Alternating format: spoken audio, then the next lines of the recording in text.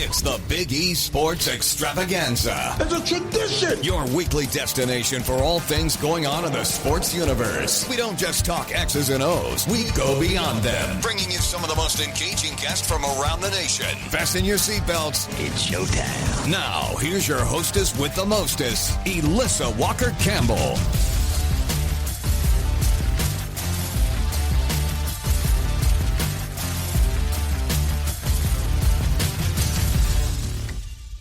Hey, welcome back to the Big E Sports Show. I'm your host, Elissa Walker Campbell, and we are absolutely thrilled to welcome in one of the most entertaining and celebrated voices in sports and pop culture, and that is Shea Serrano. He's the author of 5 New York Times best-selling books, and he's back with another instant classic. It is titled Expensive Basketball. It is sharp, it's funny, a compelling read, and of course, everything that one would expect from Shea. We're going to take a deep dive into the inspiration behind the book, the stories that shaped it, and get his take on what is happening in the NBA right now. We know he's a Spurs guy, but he's got to weigh in on my Dallas Mavericks. Shea, first time on the show. Welcome aboard. It's good to have you with us. Great to be here. What a lovely introduction. You should do the intros for all of the interviews I have to do. That was very delightful. I'm hired, right? Well, listen, you have written 5 New York Times bestsellers, as I just mentioned. When you began shaping Expensive Basketball, what was the central question that you were trying to answer about the modern NBA? The central question I was trying to answer, I guess the central idea I was trying to propose, was that the thing that we love about basketball is never a number. Numbers have become such a part of the conversation now, which makes sense. You know, basketball fans today are smarter than they have ever been. We have access to more information than we have ever had access to. It's not uncommon to have a conversation with somebody, just like a casual conversation, and have them mention a player's like player efficiency rating or like win shares or some other advanced analytics. Like that's a thing people talk about now. But what I wanted to do with the book was just sort of remind everybody, like that's not the most important thing when it comes to basketball. It's not the reason you love basketball. You love basketball because it makes you feel something. And so the book is like trying to put that idea forward. Like the emotion comes first and then the numbers come after that. And you really do. That would be my takeaway, is that you remind us that the game of basketball, it's a human experience first, right?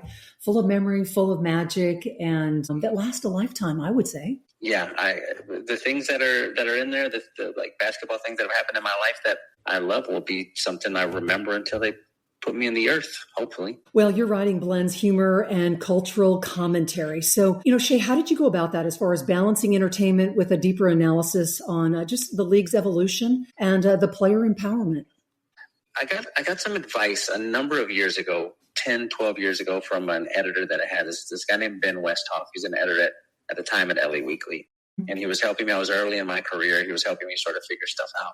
And he told me 2 things. Number one, everything you write, every essay, every article, every interview, every book chapter should have like a point. There's a reason that it should exist, right? So you identify what that point is. And then every sentence that ends up in there should help the reader arrive to that point. And if it doesn't, you got to get it out of there.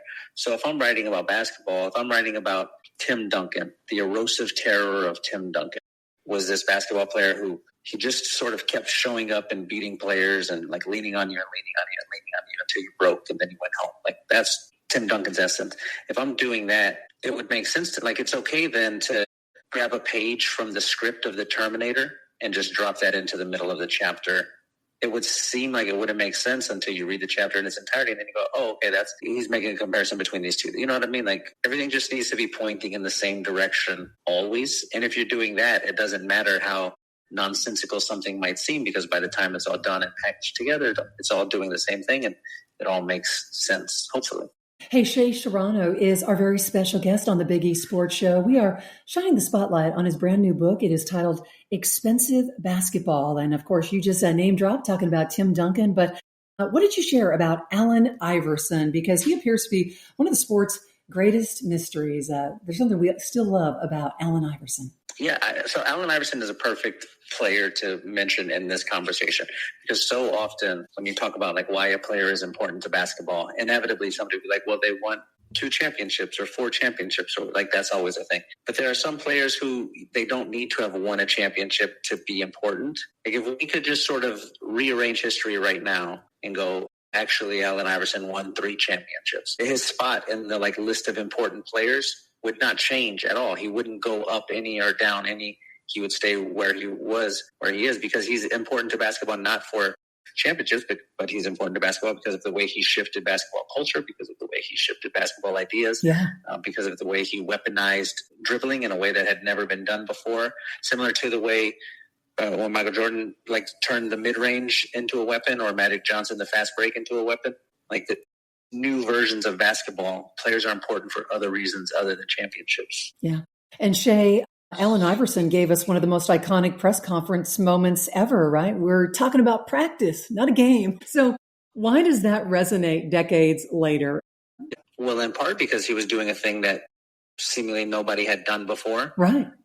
But also he was being very candidly emotional. A lot of people forget that the reason he was talking about this was he was coming off of a personal tragedy. His response was in reaction to that, not necessarily people are mad at me about I'm not trying that hard in practice, So there's that thing, the personal tragedy. There's him being very candid, and then there's also the thing about him telling the truth. You watch Allen Iverson play basketball, nobody was trying harder on a basketball court than Allen Iverson. He doesn't need to practice the way that a lesser player does, because he's able to do a thing a lesser player can't do, which is turn it on when it needs to be turned on.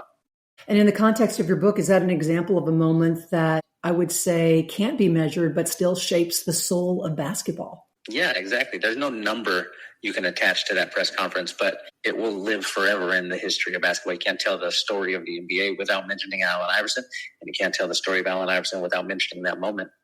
Well, Shea, while we have you on the show, you got to talk to us about Kobe Bryant. His 81-point game is both historic and poetic. What did revisiting that moment reveal about some performances? They just transcend measurement. So I revisited a bunch of Kobe moments. His 81-point game was, of course, incredible. I ended up writing about his final game, the final 3 minutes of his final game, when he ends up scoring 60 points on 50 shots and whatever. We can talk about that moment or the 81-point game or whichever one you want, and there will be some numbers that get mentioned. They weren't meaningful because of the numbers. They were meaningful because of the way that you felt watching it. If you go watch you can watch it on YouTube. Watch the final 3 minutes of Kobe Bryant's final game, and there will be parts where it's we're getting shots of people in the audience, famous people, Shaq and Jay-Z, and all of the most famous people in the world are there watching him, and they all look like little kids staring up at Superman in the sky. For a minute you forget this is the greatest rapper of all time, or this is the most dominant center of all time. These are just people watching somebody do something special on a basketball court, and what a fun moment that was. It's still now. If you go rewatch it right now, you're still going to get excited. Shea is the author of 5 New York Times best-selling books, and I have to wonder, did you approach this particular book more as a fan or as a journalist? I'm always trying to straddle that line, because there will be parts in there where I very clearly am I like this player and I do not like this player for personal reasons. As mentioned, I'm a Spurs guy. I loved Tim Duncan, not just because he was a great basketball player, but because he was my guy, versus I hate Rick Fox because he played for the Lakers.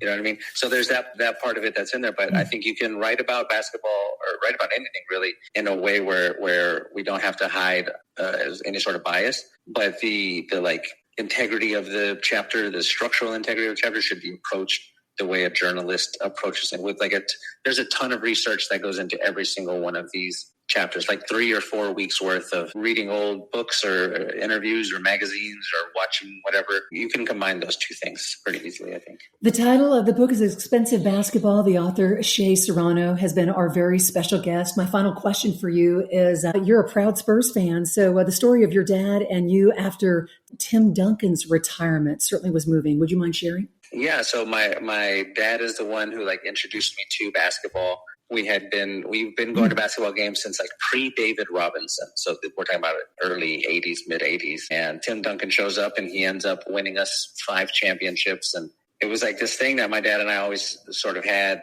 We could just always go to a game together, always talk about, we still do it now, talk about they're on a 3-game winning streak, and him and I have had a conversation about that. But after Tim Duncan had retired, he'd been gone for a couple of years. Me and my dad were just sitting in his living room watching the Dallas Cowboys game. He's a big Cowboys fan. And it was a commercial break We had not been talking. We were just sort of sitting there watching the game, like what you do with your father sometimes. And he just out of nowhere just said, "I miss Tim Duncan." And then that was the whole conversation. There was no preamble, no prologue, no any other. It was just that one sentence. And I was like, yeah, this feels pretty perfect to me. He is the author of Expensive Basketball, 5-time New York Times bestseller, Shea Serrano. It is a must-read for every basketball fan. Shea, thank you so much for carving out some time, and we look forward to another conversation. Continued success. Keep rolling. Thank you. I appreciate you. You bet.